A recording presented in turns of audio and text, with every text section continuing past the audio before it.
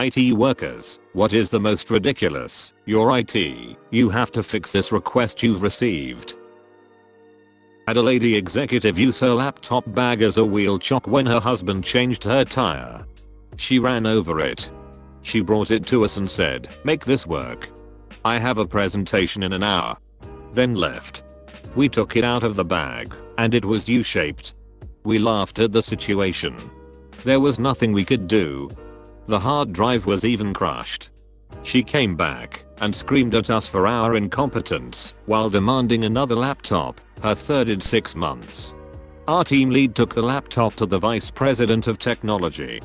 He brought her down to our office and made her apologize and told us she did not get any more laptops. If she wanted to work on the weekends, she had to come into the office. She was fired for sexually harassing a 17-year-old intern. His dad was a senior vice president. We had a sales rep that wanted a new laptop, even though his was less than 3 years old. So they drove over it to force us to replace it. Instead, it forced ours to fire them. We had the same thing. 3-year-old laptop. The sales rep literally held it out at arm's length and dropped it on a hard floor in front of us. But he made millions for the company, so we were told to get him another one fast. Lady called to report her monitor wasn't working. After troubleshooting and asking her multiple times if everything was plugged in, she finally pipes up that the monitor doesn't have the light on. The monitor wasn't plugged in, and she wanted me to wake a guy up at 3 AM to do it because she was dressed too nicely to do it herself because she was preparing for a meeting at 6 AM. Told her to do it herself because I was not about to wake up the on-call for that. She complained to our director and he literally laughed at her and her reasoning for wanting the on-call sent out, and she is now banned from calling in. What does dressing nicely have to do with plugging something in? She didn't want to get wrinkles in her clothes, I guess. Imagine sitting still for 3 hours so you can look spotless when the meeting starts. One of my first jobs was in the 90s. I was senior IT admin for a medium-sized company, and on my day off, the CEO called. I had to get in cause the mail wasn't working, and also the banking software didn't work. This CEO was primarily responsible for the financial department, so especially this last part was hurting him. When I came in, said CEO was really flaming, basically burning the entire IT department of 3 people as being incompetent, overpaid backups, and all the loss of business revenue should come out of our pockets, etc. So during this lovely tirade, I come in, and in a few seconds I realize we have a problem with the internet connection. Keep in mind, these were the 90s, so we had a dual ISDN connection and a dial-up modem connected to it. I run a few tests, and instead of the common modem sounds, I hear some low-res voice on the line. I connect a regular phone to it, listen to it, and then gave it to the CEO saying, "It's for you."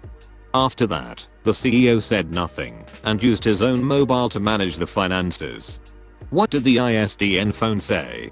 "Due to not paying you bloody bill, this line is disconnected. If you want to reinstate this service you have to pay X plus admin costs, etc." I went home after that with a very big grin and started looking for another job. What happened to the company? It went bankrupt about a year later. Drove for 2 hours to replace a touchscreen monitor that had stopped responding. Turns out they were wearing gloves. Had this person never tried using their phone while wearing gloves before? It doesn't sound like that would be an uncommon frustration at this point. It's amazing how fast people's brains will shut down and go full toddler, "Mummy help me," when there is help nearby. Years ago I worked for a rather large ISP as a tech lead. A residential DSL customer called in demanding to speak to a supervisor because his internet was down and he was going to miss out on some multi-million-dollar deal if he couldn't get on the internet. He kept yelling at me throughout the call and demanded I fix it immediately. While troubleshooting the issue I could see that I couldn't reach the DSLAM his connection ran through. I advised him I would have to reach out to a dispatch center to have a tech go take a look at it. At some point he informed me that on his way home he saw that a vehicle had run off the road into one of our boxes and it had caught fire. He still said he was planning on suing our company if he wasn't able to be online to make this supposed deal of his. I passive aggressively suggested he go to a Starbucks and wished him well with the lawsuit. Honestly, I tend to just slam down the phone when people threaten to sue me. Sometimes I wish a bitch would give me something to do. The best answer is, due to the fact that this is now a legal matter, I will be unable to help you further until I get guidance from our legal department. I work in web development / maintenance. I got a call from a client who was absolutely livid when I told her that she could not take the hyperlink text from her web page, transfer it over to their print ad, and still have it function like a link. Why can't I click the paper? The closest thing to that would probably be a QR code, but something tells me that wouldn't be good enough for them. I was asked to fix a cabinet once. I don't mean like a server rack or anything, I mean a literal wooden cabinet with shelves and stuff. Edit. I was once also asked to fix an old oscilloscope that was out of warranty. It was running embedded Windows, so I could at least sort of see their thought process on that one, but it was still a no. Was the cabinet used to store information? It's got the I, but not the T. I was a remote tech and had a woman call me and wanted me to drive 6+ hours to her facility to turn on her computer because hitting the power button was not her job. I had something similar to this once. There was a very remote school in Wyoming with about 3 out of warranty servers and none of them would power on. They worked with the vendor on the phone for hours, unplugging and replugging, and various troubleshooting. The vendor contracts me to fly to Montana. It was the middle of the winter and the nearest commercial airports were all closed, with 3 power supplies. They had no one in the area certified to repair these servers. I get there and discovered that there was no power to the outlets. I went to the electrical closet and there was a tripped breaker, flipped it back and everything was working. Cost the school almost $3,000 with effort, hotels, car rental, and labor to have a circuit breaker flipped.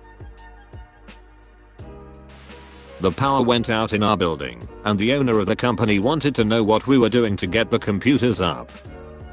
We don't need lights on to work on our computers. Our IT help desk, before it was renamed the support desk, eventually ended up keeping fluorescent tubes and whiteboard markers in stock because people would send complaints to the CEO that we were refusing to help when we asked them to contact the office manager for these things. The flip side is that the CEO eventually created a new email address for people to send complaints directly to him. Very few people knew that this special CEO complaints email address actually got forwarded to the office manager. People have the capacity for such unimaginable greatness and such hard to believe stupidity. I was personally once reported for sabotaging a specific secretary by refusing to fix her printer. It was printing garbage.